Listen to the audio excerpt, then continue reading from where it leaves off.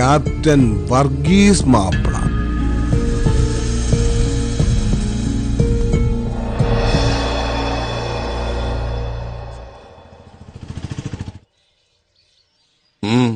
എന്താ? എന്നെ മനസ്സിലായില്ലേ? ഇല്ല. അയ്യോ, മനസ്സിലായില്ലേ? ഇദ്ദേഹമാണ് കുന്നേൽ കുമാരൻ തമ്പി സാറ്. ഓ, കുന്നേൽ കുമാരൻ തമ്പി. കേട്ടിട്ടുണ്ട് ധാരാളം. എതിർക്കുന്നവനെ കൊല്ലാനും ഓച്ചാനിക്കുന്നവനെ വളർത്താനും ബഹുകേമൻ അല്ലേ? ഓ, അതൊക്കെ അസൂയക്കാരുള്ളത്.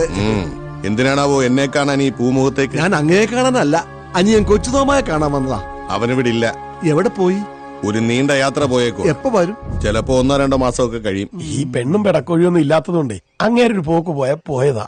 അയ്യോ, കഷ്ടമായി പോയല്ലോ. എന്താ കാര്യം? അല്ല, വില്ലേജ് ഓഫീസിലെ ചില പേപ്പേഴ്സ് കൊച്ചുതോമായ ഇവിടെ ഏൽപ്പിച്ചിട്ടുണ്ടെന്ന് പറഞ്ഞല്ലോ. ഇവിടെ ആരും ഒന്നും ഏൽപ്പിച്ചിട്ടില്ല. കണിശക്കാരനും രാജ്യസ്നേഹിയും സർവോപരി സത്യസന്ധനുമായ പാലമറ്റത്ത് ക്യാപ്റ്റൻ വർഗീസ് മാപ്പിള ഈ വയസ്സാം കാലത്ത് നുണ പറയാൻ തുടങ്ങിയ മക്കളെ.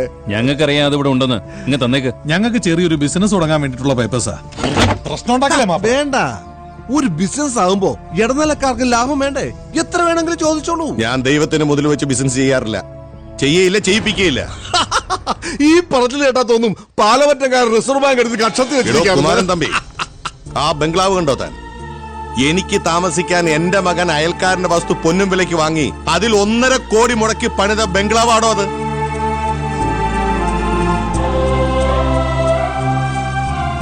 ആ പണത്തിന് ചോരയുടെ മണമുണ്ടെന്ന് ഞാൻ മനസ്സിലാക്കിയതുകൊണ്ടാ അത് ഇന്നും ആൾതാമസമില്ലാതെ അടഞ്ഞു കിടക്കുന്നത്. എന്റെ അപ്പൻ എനിക്ക് തന്ന ഭൂസ്വത്തിന്റെ 3 കൊല്ലത്തെ ആദായം പോലും 30 കൊല്ലത്തെ എന്റെ മിലിറ്ററി സർവീസിൽ നിന്ന് എനിക്ക് ലഭിച്ചിട്ടില്ല. എന്റെ കുടുംബത്തെ മറന്ന് രാജ്യത്തിനു വേണ്ടി ഞാൻ സേവനം അനുഷ്ഠിച്ചത് എന്റെ തൃപ്തിക്ക് വേണ്ടിയാ. എന്റെ കണ്ണുകൾ തന്റെ കടലാസ് നോട്ടുകൾക്ക് മുമ്പിൽ മഞ്ഞളിക്കില്ല. ഇയാടെ അന്തസ് പഴമൂരാണോ കേട്ട് നിൽക്കാതെ കേറി പരിശോധിക്കണം. കീറിക്കളയും മത്ത് കീറുന്ന പോലെ കേറി നോക്കണം പിള്ളേരെ. ഈ വീട് മുഴുവൻ അരിച്ചു പെറുക്കിയാലും നിങ്ങൾ ഉദ്ദേശിക്കുന്ന രേഖകൾ ഇവിടുന്ന് കിട്ടില്ല. അതിവിടെയില്ല. ഇളയപ്പൻ കുറെ പേപ്പേഴ്സ് അപ്പച്ചനെ ഏൽപ്പിച്ചു എന്നുള്ളത് ശരിയാ. പക്ഷെ അതെല്ലാം അപ്പച്ചൻ അപ്പോഴേ ബാങ്ക് ലോക്കറിൽ സൂക്ഷിച്ചു. മോളും മിടുക്കിയാണല്ലോ. കുമാരൻ തമ്പിയുടെ ശല്യം ഇനിയും ഇവിടെ തുടരുമ്പോ കെട്ടിക്കാറായ ഈ മോടെ മനസമാധാനം പോവല്ലോ. മോളെ കുറിച്ച് ഓർത്തപ്പോ ധീരനായ വർഗീസ് മാപ്പിള ഇച്ചിരി പേടിച്ചു, ഒന്ന് പതറി അല്ലേ?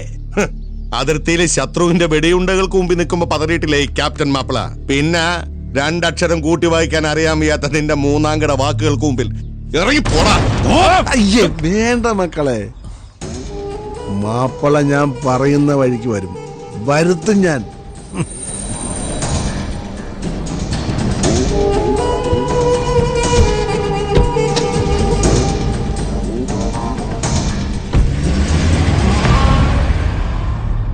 കുഞ്ഞച്ചാ, എന്റെ മോളുടെ ബുദ്ധി കൊള്ളാം. ബാങ്ക് ലോക്കറി വെച്ചിരിക്കാന്ന് പറഞ്ഞത് നന്നായി. ഒന്നിനും മടിക്കാത്ത കൂട്ടരാ കുമാരൻ തമ്പി മക്കളും. അവരിനിയും വരും. നമുക്ക് മുമ്പേന്ന് ക്രിസ്റ്റിമോനെ വരുത്തിയാലോ? മിണ്ടരുത്. അവന്റെ പേര് പോലും ഉച്ചരിക്കരുത് ഈ തറവാട്ടിൽ. എന്നെ അവനെ തെമ്മാടിക്കുഴയിൽ അടക്കിയെന്ന് വിശ്വസിക്കുന്നവനാ ഞാൻ.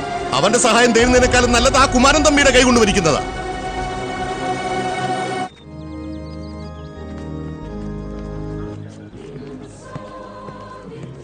വർഗീസ് മാപ്പിളെ, വർഗീസിനെ പിതാവ് തിരക്കായിരുന്നു. എന്താ വിഷയം?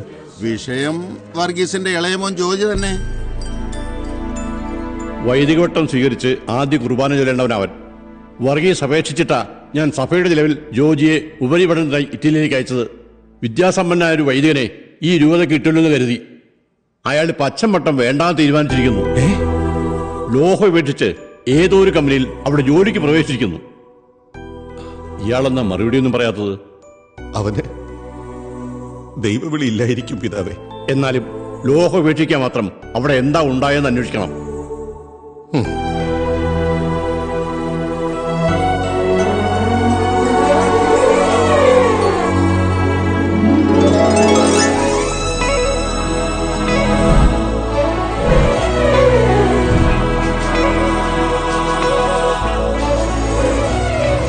എന്റെ കർത്താവേ, ഒരു വൈദികനാവാൻ റോമിലേക്ക് ഉപരിപഠനത്തിനെത്തിയ എന്റെ മുന്നിലേക്ക് എന്തിനാണ് കർത്താവെ നീ തള്ളിവിട്ടത്?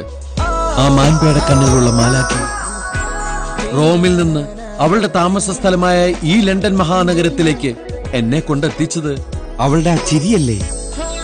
കർത്താവിന് മാത്രം ധ്യാനിച്ചേർന്ന എന്റെ മനസ്സിൽ, എന്റെ കണ്ണിൽ എന്തിനവളുടെ രൂപം നീ കാണിച്ചു തന്നു? ചൈനാവൻ മതിലിന്റെ പൊക്കമുള്ള സെമിനാരിയുടെ മതിൽ ചാടിക്കടക്കാൻ എന്റെ മനസ്സിനെ പ്രലോഭിപ്പിച്ചത് കർത്താവ് തന്നെയല്ലേ? പറയൂ, ഇനി ഈ ദാസൻ എന്താണ് ചെയ്യേണ്ടത്? എന്താ അങ്ങയുടെ അഭീഷ്ടം അതാണെങ്കിൽ ഇപ്പോൾ ഈ നിമിഷം എന്റെ മുമ്പിലൂടെ അവൾ കടന്നു വരണം. എങ്കിൽ മാത്രമേ ഞാൻ ആ ജീവിതത്തിലേക്ക് പോകൂ കർത്താവേ. കർത്താവേ, സമയത്ത് തന്നെ അവൾ വരുത്തണേ. എന്നും പതിവ് പോലെ തെറ്റിക്കാണ്ട് വരണേ.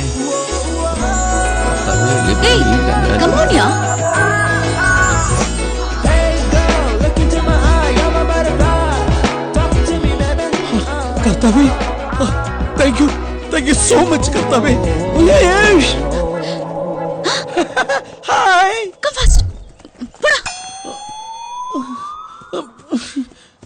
കണ്ടില്ലേ കർത്താവേ, എത്ര നാളെ അവളിങ്ങനെ മൈൻഡിലാണ് പോണത്?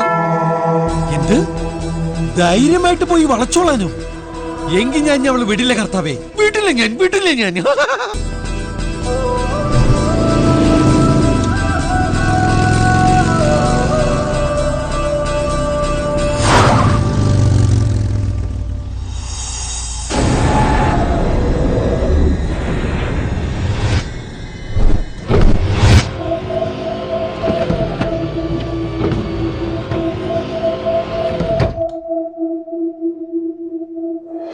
അവൻ മലയാളിയാ, ജോജി വർഗീസ്. ഈശ്വര, ക്രിസ്ത്യാനി ചെറുക്കനോ? ഈ വിവരം എങ്ങനെ നാട്ടിലറിഞ്ഞ? നാട് ഭരിക്കുന്ന മന്ത്രിയുടെ മകളാ. ഇനി പത്രക്കാര് വല്ലതും വിവരം അറിഞ്ഞ നാണക്കേടാ. നിങ്ങൾ ഇങ്ങനെ ഡിസ്കസ് ചെയ്ത് സമയം കളയാതെ അച്ഛൻ ചിറ്റപ്പനെ വിളിച്ച് കാര്യം പറ. മീനാക്ഷിയെ പഠിപ്പിക്കാനാ ഇങ്ങോട്ട് അയച്ചത്. നമ്മളെല്ലാം ഇവിടെ ഉണ്ടെന്നുള്ള വിശ്വാസത്തിലാ. ഇതാ വിളിക്കൂ.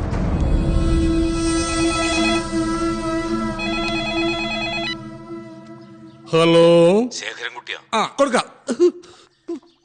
ആരാടോ? ചേട്ടനാ, ലണ്ടനിൽ നിന്ന്. ആ ഏട്ടാ, നിനക്ക് തിരക്കില്ലല്ലോ? ഇല്ല, ട്രിവാൻഡ്രത്തേക്ക് പുറപ്പെടാതിരിക്കുക. അച്ഛനും കന്നേ ഞാൻ പറയാം. ചിറ്റപ്പ, ഞാനാ വിനോദ്. ആ വിനോദ്, 2-3 ദിവസമായല്ലോ മീനുട്ടി വിളിച്ചിട്ട്. അവൾക്ക് എക്സാം അല്ലേ? ഓ സോറി, എക്സാമിന്റെ കാര്യം ഞാനങ്ങ് മറന്നുപോയി. മീനാക്ഷിക്കൊരു പയ്യനുമായിട്ട് അടുപ്പം. അന്വേഷിച്ചപ്പോ ഒരു ക്രിസ്ത്യാനി ചെറുക്കനാ. കൊല്ലും ഞാൻ അവളെ. ഇതിന്റെ പേരിൽ എടുത്തിയാടിയിട്ടൊന്നും കാര്യമില്ല. നമ്മൾ ഈ കാര്യം അറിഞ്ഞതായിട്ട് ഭാവിച്ചാലാ കുഴപ്പം.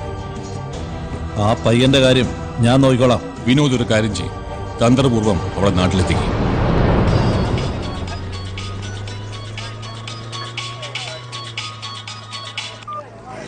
ഹായ് മീനാക്ഷി.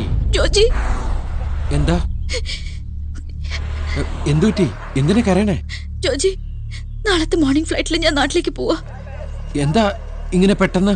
എന്റെ അച്ഛനെ ഹോസ്പിറ്റലൈസ് ചെയ്തിരിക്കുക. സീരിയസ് ഒന്നല്ലെന്ന് പറയുന്നത്, പക്ഷെ എനിക്കൊരു സമാധാനമില്ല. മീനു, ധൈര്യമായിട്ടിരിക്കേ. ഹൈ, അച്ഛനൊന്നും വരില്ലെന്നേ. ഞാനും വരാം നാട്ടിലേക്ക്. നമുക്ക് ഒരുമിച്ച് പോവാം. നീ എയർപോർട്ടിൽ നിന്നാ മതി, ഞാൻ അവിടെ എത്തിക്കോളാം.